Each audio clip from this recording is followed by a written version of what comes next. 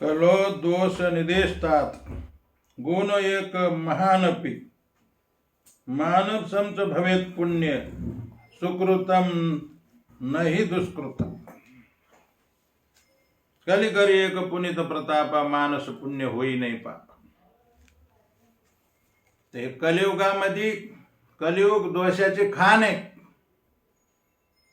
कलियुग दोषों के खान है, दोषों से भरा हुआ है कलियुग, दोषों के खान है। कलो दोष निधि निदेष्टात् गुणो एक महान, लेकिन इसमें एक महान गुण है।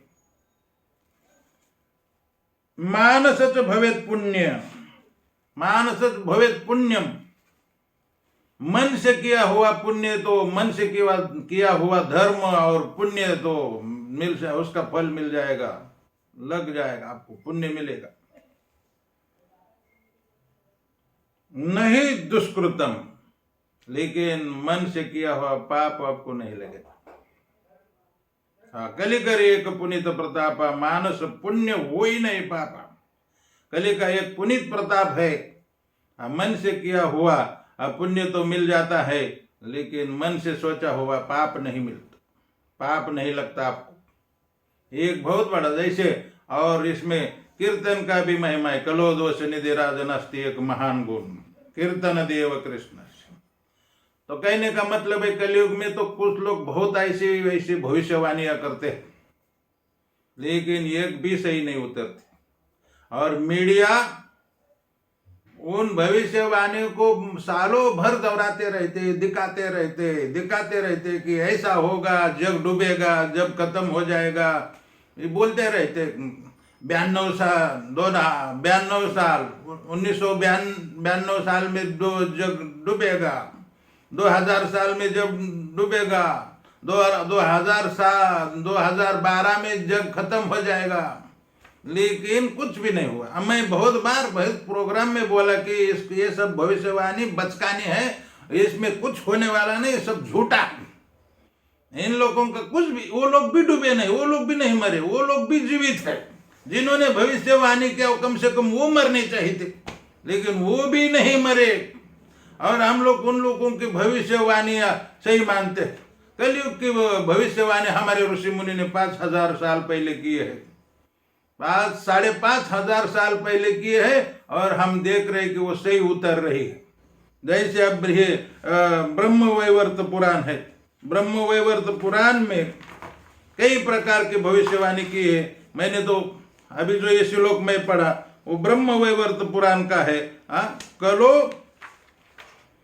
कलो दोष निदेष्टात्, भगवान श्री कृष्ण अपने पिताजी नंद महाराज को कहते हैं कलो दोष निदेष्टात् गुण एक महान अपि, लेकिन इसमें एक महान गुण है। ये तो दोष के खाने, लेकिन एक इसमें महान गुण है। मानस च भवेत पुण्यम सुकृतम, मन से किया हुआ तो पुण्य आपको मिल जाएगा, लग जाएगा, लेकिन मन से सोचा हुआ पाप न ही दुष्कृतम, और दुष्कृत नहीं, पाप नहीं लगेगा।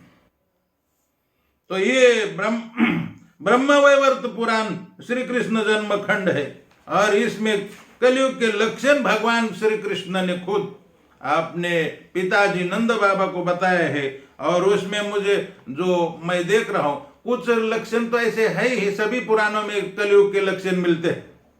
वो तो जनरल सभी में वो दिखाई देते हैं, लेकिन अभी थोड़े कम दिखाई देते हैं। जैसे कहा गया है कि कलयुग में एक ही वर्ण रहेगा, मतलब प्राय कलो शूद्र संभवा, कलयुग में प्राय शूद्र लोग हो जाएंगे।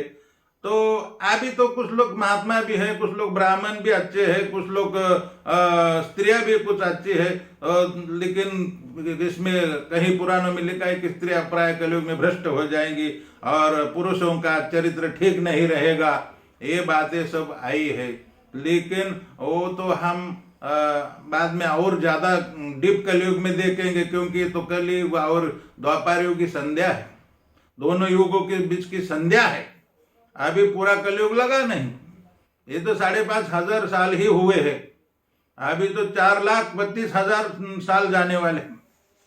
तो उसमें आगे चलकर तो उसके लक्षण प्रकट होंगे, लेकिन अभी कुछ ऐसे लक्षण प्रकट दिखाई दे रहे हैं कि हम बचपन में नदियों में तैरते थे, कूदी मारते थे। वो गर्मी के अप्रैल मई के महीनों में भी, चैत्र बैसाख में भी नदी में तैरते थे और पानी बहता था, और कुआं में भी पानी बहुत रहता था। लेकिन आजकल दिवाली के बाद में कुआं में और नदी का पानी सूख जाता है, नहीं के बराबर। तो ये ब्रह्मवैवर्त पुराण में लिखा है कि नदियां, नदों, कंधारों, तड़ागों और सरोवर में जल तथा कमल नहीं रह जाएगा। देखिए अभी ये सब देखने को मिल रहा है। अभी बरसात में तो नदियां में पानी बहुत होता है, और कुछ नदियां में दिवाली के बाद भी होता है, लेकिन जब डीप कलयुग आएगा तो शायद पानी नहीं मिलेगा। आज भी दूध का भाव कम है, दूध का तो भाव कम है, लेकिन पानी के बोतल का भाव कम ज्यादा है। आज भी पानी बिकने लगा है, और घर घर में फिल्टर मशीन को क्या बोलते हैं, फिल्टर मशीन बैठाई गई है, क्योंकि पानी अच्छा नहीं रहा। हम पहले कहीं भी पानी पीते थे, नदी में, कुआं में, कहीं भी पानी पीते थे, और वो पानी बहुत शुद्ध होता था और बहुत अच्छा लगता था, उसमें स्वाद था। लेकिन अभी उसमें कोई स्वाद नहीं रहा, पानी में भी स्वाद, और पानी में कोई स्वाद नहीं रहा। इसमें लिखा गया है फल, अन्न और जल का स्वाद नष्ट हो जाएगा। मनुष्य कटुवादी, निर्दयी और धर्महीन हो जाएंगे। और देखिए सब मैं देख रहा हूं, फल, अन्न और जल का स्वाद नष्ट हो जाएगा, स्पष्ट लिखा है। फल, अन्न और जल का स्वाद नष्ट हो जाएगा। तो आजकल के फल भी बड़े बड़े होते, लेकिन उसमें कोई स्वाद नहीं, और सब वृक्ष कट जाएंगे, बड़े बड़े वृक्ष जल जाएंगे। मैंने देखा है कि आम के बड़े बड़े पेड़ जो पहले थे, बरगद के पेड़ जैसे, वट वृक्ष के जैसे बड़े बड़े पेड़ थे, अब वो जल गए और छोटे छोटे पेड़ हो गए, और कांटे वाले पेड़ बहुत हो गए। बाबुल के पेड़ भी बहुत कांटे वाले हो गए हैं, और वृक्ष बहुत छोटे छोटे हो गए। सुना है कि कलयुग में आगे चलकर कोई वृक्ष नहीं रहेगा पृथ्वी पर, और पानी नहीं मिलेगा। और आजकल मैं देखता हूँ, जो बचपन में मैं खाता था, ये मूंग, उड़द वगैरह, उसकी साग सब्जियां जो बनती थी, इतनी स्वादिष्ट होती थी, इतना सुगंध होता था उसमें। और आज किसी भी पानी में बनाओ, चाहे कुछ भी करो, लेकिन उसमें पहले जैसा सुगंध नहीं रहा, पहले जैसा। तो ये सब लिखा है हमारे ऋषि मुनि ने, और दिन प्रतिदिन हमको वर्षा वर्ष क्रम जाता मंगलम नापि दृश्यते। अब जैसे जैसे कलयुग, हम सोचते हैं कि ये साल तो बेकार है, लेकिन अगला साल अच्छा आएगा। लेकिन हम देख, इसमें लिखा है, पद्म पुराण में लिखा है, वर्षा वर्षा क्रम जाता मंगलम नापि दृश्यते। जैसे जैसे डिप कलयुग आएगा, उसमें अच्छा कुछ दिखाई नहीं देगा और खराब ही दिखाई देगा। ये कलयुग का महिमा है। इसीलिए मन से जितना भी आप संकल्प करो, अच्छा संकल्प करो, उतना आपको पुण्य मिल जाएगा। मान लिया कि आप मन से संकल्प किया कि मैं 10,000 अश्वमेध यज्ञ करूंगा, तो भी आपको उसका पुण्य मिल जाएगा। मान लिया कि आप 64 माला नहीं कर रहे, लेकिन मन में डेली संकल्प करते रहो कि मैं 64 माला महामंत्र के करूंगा, हरे कृष्ण कृष्ण कृष्ण हरे हरे, हरे राम राम राम हरे हरे।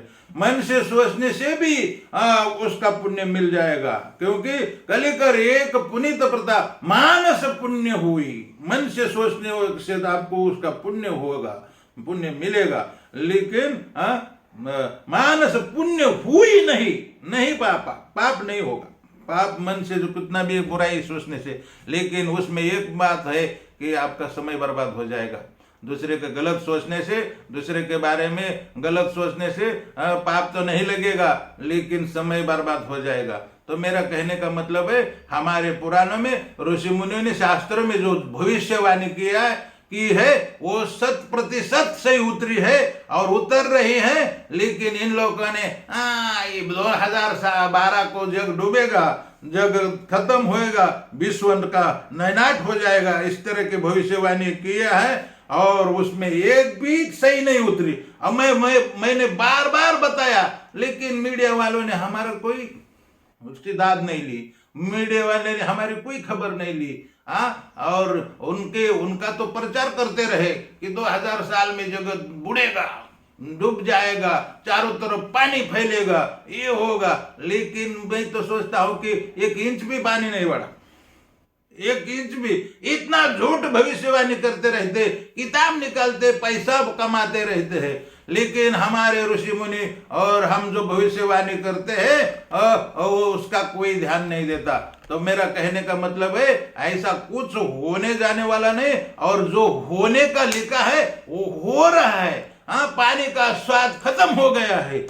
पानी अब फिल्टर के बिना हम पी नहीं सकते, बिस्लरी के बिना पी नहीं सकते। और दूसरी बात, अन्न में जो स्वाद था पहला जो स्वाद हमारे पाक शास्त्र में जो पाक मतलब स्वयंपाक बनाया जाता था, उसमें जो स्वाद था अब किसी में स्वाद नहीं रहा है। पहले जैसा उतना अच्छा नहीं, कम कम होते गया है। अब कोई भी इसका अनुभव कर सकता है। मैं तो डेली अनुभव, हमारी माता जो चीजें बनाती थी वो बहुत सिंपल थी, चूल्हे पर बनाती थी, और अभी जो गैस पर बन रहा है वो अभी की जो माताएं बना रही, वो स्वाद उसमें आधे से भी ज्यादा कम हो गया है। और जल में तो सब लोग बोलते ही है, पूरी दुनिया के लोग बोलते हैं कि जल वायु प्रदूषण हो गया है। मेरा कहने का मतलब ये हमारे ऋषि ने जो लिखा है वो 5000 साल पहले लिखा, अभी नहीं। हम लोग तो अभी भविष्यवाणी कर देते हैं कि इस साल भविष्यवाणी करते हैं कि अगले साल क्या होने वाला है, लेकिन कुछ होता जाता कुछ भी नहीं। लेकिन ऋषि मुनियों ने 5,500 10,000 साल पहले लिखी हुई भविष्यवाणी भी सही उतरी है। मेरा कहने का मतलब इतना ही है। हरे कृष्ण। बंद करो।